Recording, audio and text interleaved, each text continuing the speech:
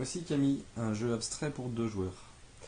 Donc, le matériel est composé de plateaux. Donc ça, des plateaux de départ. Et des plateaux de partie centrale. On dispose aussi, pour chaque joueur, de pions bouliers à sa couleur. Donc soit le blanc, soit le noir. Sur lesquels, durant la partie, on va enfiler ces perles. Alors,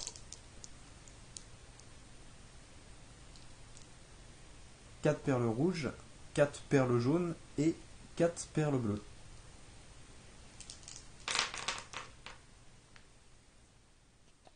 Alors, pour mettre en place une partie, on va choisir.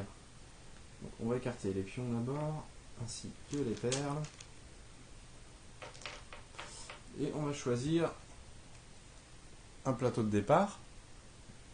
Alors ici, on peut voir une étoile. Il y a, selon le recto ou verso, on a 2 étoiles ou une étoile. C'est le niveau de difficulté. Donc on en choisit un pour chaque joueur. Alors on va essayer de disposer en position une étoile, plus une partie centrale. Le reste ne va pas servir pour la partie. Donc on l'écarte.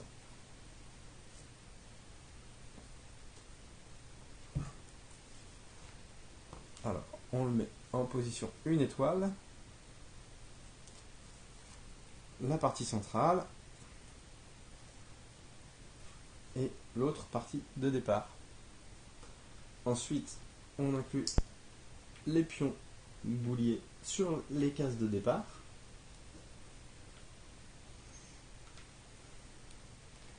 Et on rapproche les perles. Et voilà, on est prêt à jouer. Donc on va démarrer une partie. Alors, chaque joueur a devant lui 3 pions qu'il va diriger. Le but du jeu va être pour chaque joueur d'atteindre les 3 cases de départ adverses.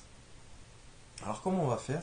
On va d'abord charger les pions de son adversaire avec des perles. Donc à notre tour, on va choisir de prendre une perle et de la disposer sur un des 3 pions. Hop.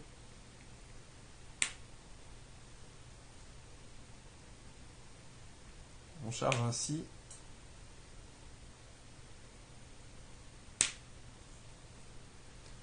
tous les pions de 2 perles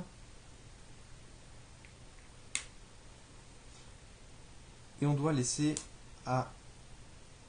au joueur adverse la totalité des couleurs, c'est-à-dire au moins une perle rouge, une perle jaune et une perle bleue.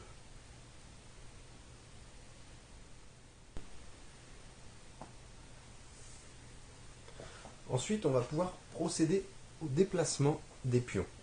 Alors, comment on déplace nos pions? On tient compte toujours de la perle la plus haute sur notre pion boulier.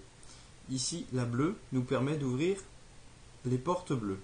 Sur le plateau, on peut apercevoir donc plusieurs bâtons de couleur qui représentent donc des portes. Ces portes qu'on va donc pouvoir franchir en tenant compte de la perle la plus haute sur notre pion boulier. Ici, par exemple, je peux passer cette porte bleue.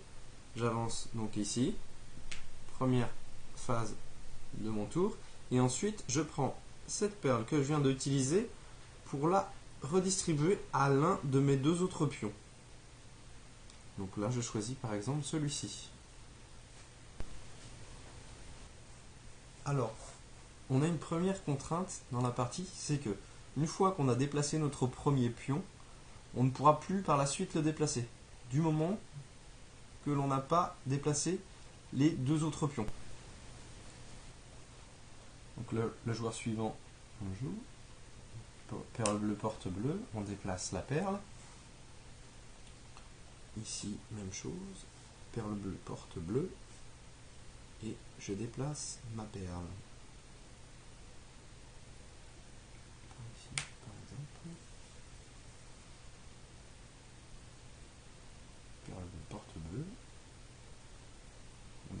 perle. Alors, ici, j'arrive dans un cas qui peut se présenter. Donc là, j'ai l'obligation de débloquer celui-là. Et donc, au-dessus, au sommet de mon pion boulier, j'ai une perle bleue, mais aucune porte bleue. Donc ce que je fais, c'est que je ne vais pas pouvoir me déplacer. Je vais faire seulement la deuxième phase de mon action, c'est-à-dire déplacer une perle. Donc ici, je vais déplacer cette perle rouge et mon tour est terminé.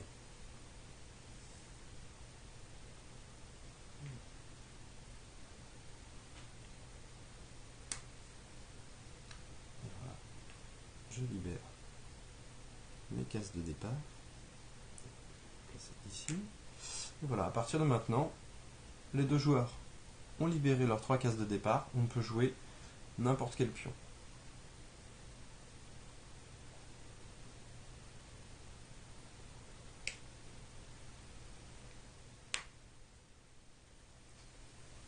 Alors, on n'a pas le droit non plus de s'arrêter ni de circuler sur une case occupée par un autre pion, qu'il soit de notre équipe ou de l'équipe adverse. Par exemple, ici, avec ma perle rouge, je peux emprunter les portes rouges. Donc celle-ci et celle-ci. Sauf que la position de ce pion adverse m'empêche de me stationner sur cette case. Donc je choisis par exemple de passer par là. Je passe. Et je passe ma perle à un autre de mes pions.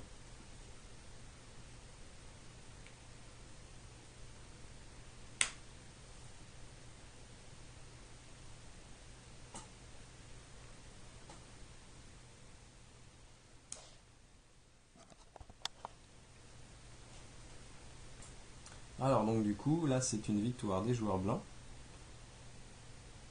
Car le troisième pion vient d'atteindre donc la dernière case de départ adverse. Donc c'est une victoire des blancs.